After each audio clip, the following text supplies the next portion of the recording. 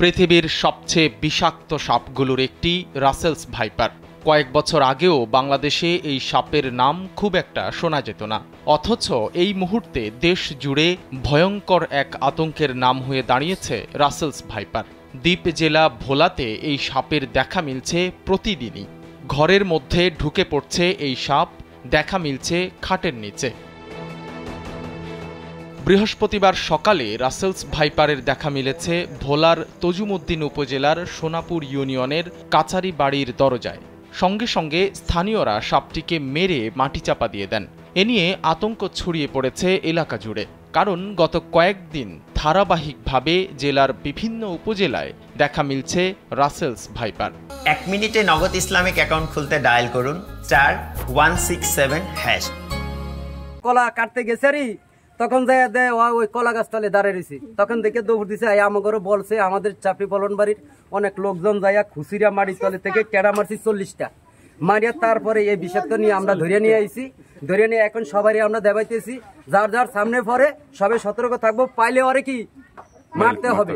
এর আগে বুধবার জেলার চাঁদপুর ইউনিয়নের চৌমুহনী ঘাট সংলগ্ন একটি ফসলি জমির মাঠে দেখা পাওয়া যায় রাসেলস ভাইপারের। যারা প্রথমে দেখতে পান তাদেরকে আক্রমণ করতে আসলে হাতের কাছে যা ছিল তা দিয়েই নিজেদের রক্ষা করেন। সাপটিকে মেরে মাটিতে পুঁতে রাখেন তারা। ভোলায় কয়েকদিন ধরে টানা এভাবে দেখা মিলছে রাসেলস ভাইপারের। এর মধ্যে মঙ্গলবার সবচেয়ে ভয়ঙ্কর ঘটনাটি ঘটেছে দৌলত খান উপজেলার ভবানীপুর ইউনিয়নের 1 নম্বর ওয়ার্ডের জালুমাছির বসত ঘরে। ঘরের খাটের নিচে 3টি বিড়াল মৃত অবস্থায় দেখতে পান পরিবারের লোকজন। পরে বিষধর সাপ রাসেলস ভাইপারকে ঘর থেকে বের হতে দেখা যায়, অর্থাৎ ওই সাপের কামড়েই মারা গেছে বিড়ালগুলো।